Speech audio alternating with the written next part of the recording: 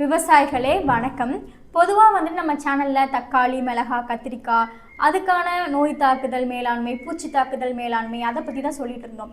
புதுசாக நம்ம தேயிலையில் வரக்கூடிய நோய் தாக்குதல், அதோட அறிகுறி எப்படி இருக்கும் மற்றும் எப்படி மகசூலை அதிகரிக்கலாம்னு சொல்ல போகிறோம். இப்போ தேயிலையில் பொதுவாக என்ன நோய்கள் வரும் பார்த்தீங்க அப்படின்னா, பிளிஸ்டர் பிளைட், அதாவது கொப்பள நோயின்னு சொல்லுவோம். அடுத்து கிரே பிளைட், இதே தமிழில் எப்படி சொல்லுவோம் அப்படின்னா சாம்பல் நிற கருகல் நோய். அடுத்து ப்ரௌன் பிளைட், பழுப்பு நிற கருகல் நோய். ரூட் ராட், வேறு அழுகல். அடுத்து பார்த்தீங்க அப்படின்னா இலைப்புள்ளி, அதாவது லீவ் ஸ்பாட். இந்த நோய்களோட அறிகுறிகள் எப்படி இருக்கும் பார்த்தீங்க அப்படின்னா, ஃபஸ்ட்டு கொப்பள நோய். இதோட அறிகுறி எப்படி இருக்கும் அப்படின்னா, இலை மேலே ஆரம்பத்தில் மஞ்சள் நிற புள்ளிகள் மாதிரி வளர்ந்துட்டு வரும். கொஞ்ச நாள் ஆயிடுச்சு அப்படின்னா இலை முழுக்க நம்மளுக்கு கொப்பளம் மாதிரி மாறிடும்.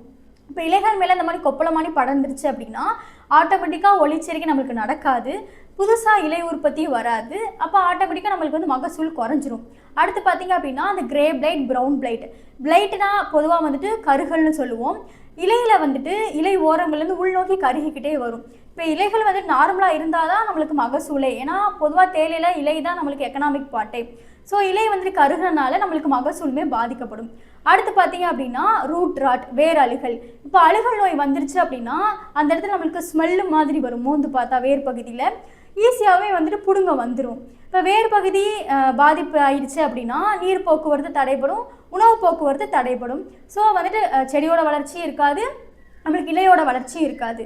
அடுத்து பார்த்தீங்க அப்படின்னா லீவ் ஸ்பாட், இலைப்புள்ளி நோய். இது பொதுவாக செடிகளில் லீவ் ஸ்பாட் வந்துருச்சு அப்படின்னா 30% மகசூலை இந்த லீவ் ஸ்பாட்டை குறைச்சிருது.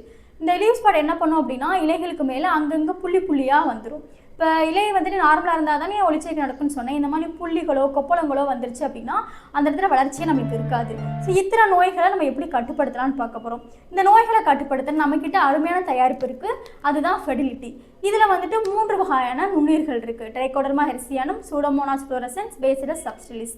இது தேயிலையில் வரக்கூடிய அனைத்து விதமான பூஞ்சான் நோய்களும் சரி, பாக்டீரியல் நோய்களையும் சரி கட்டுப்படுத்தும். இப்போ பொதுவாக இந்த மாதிரி நோய்கள் வந்துருச்சு அப்படின்னா அந்த இடத்துல வளர்ச்சியுமே இருக்காது. ஸோ அதுக்காக நம்ம ஃபெர்டிலிட்டி பயன்படுத்தலாம். இதில் 6 வகையான நுண்ணுயிர்கள் உங்களுக்கு 7 வகையான சத்துக்களை கொடுக்கும். நீங்கள் கொடுக்கக்கூடிய சத்துக்களையுமே எடுத்து கொடுத்துரும். ஒரு ஏக்கருக்கு பார்த்தீங்க அப்படின்னா 2 பாக்கெட் பயன்படுத்தணும். நீங்கள் தேவையான அளவு தண்ணியில் ஊற வச்சுட்டு ஃபஸ்ட் டோஸ் ஸ்ப்ரே மூலியமாகவும் அடுத்த 2 டோஸ் வேர் மூலியமாகவும் கொடுக்கலாம். அது மட்டும் இல்லாமல் மேலும் கலாச்சார முறையில் எப்படி நோய் வராமல் பார்க்குறதுன்னு பார்த்தீங்கன்னா, பொதுவாக நிழல் பகுதி வைக்காமல் இப்போ சுற்றி நம்ம தேயிலை போட்டிருக்கோம் அப்படின்னா வரப்பேராத மரம் வச்சுருப்போம். இப்போ ஷேட் ஏரியான்னு சொல்லுவாங்க, நிழல் பகுதியில் நம்ம குறைக்கணும். அது மட்டும் இல்லாமல் பொதுவாக தேயிலையை ப்ரூனிங் பண்ணுவாங்க, அது கவாத்து எடுப்பாங்க. இப்போ கவாத்து சீரான முறையில் பண்ணணும். கீழே பழைய இலைகள், கருகிய இலைகள், பாதிப்பான இலைகள் நம்ம அப்புறப்படுத்திடணும். அது மட்டும் இல்லாமல் இப்போ நோயின்னு சொல்லலை, இத்தனை நோயுமே பரவுறது ஒன்று மண் மூலியமாக பரவும், இல்லை காற்று மூலியமாக பரவும். பொதுவாக இது தேயிலை மலை பிரதேசத்துலலாம் பயிரிடுவாங்க. அப்போ அந்த மலை பிரதேசத்தில் ஈரப்பதம் அதிகமாக இருக்கும், அந்த கிளைமேட்டுக்கு தான் நோய் அதிகமாக வரும். அதுக்கு நம்ம சீரான வடிகால் முறை வைக்கணும். அதனால தான் தேயிலை எப்பவுமே ஸ்லோப்பிங் கண்டிஷன், அதாவது சாய்வான சரிவில் தான் பயிரிடுவாங்க. எனவே அனைத்து விவசாயிகளும் இந்த ஃபெர்டிலிட்டியை பயன்படுத்தி நோயில்லாத தேயிலை அறுவடை செய்யுங்க, அதிக மகசூலை பெறுங்க என்று சொல்லி நன்றி கூறுகிறேன்.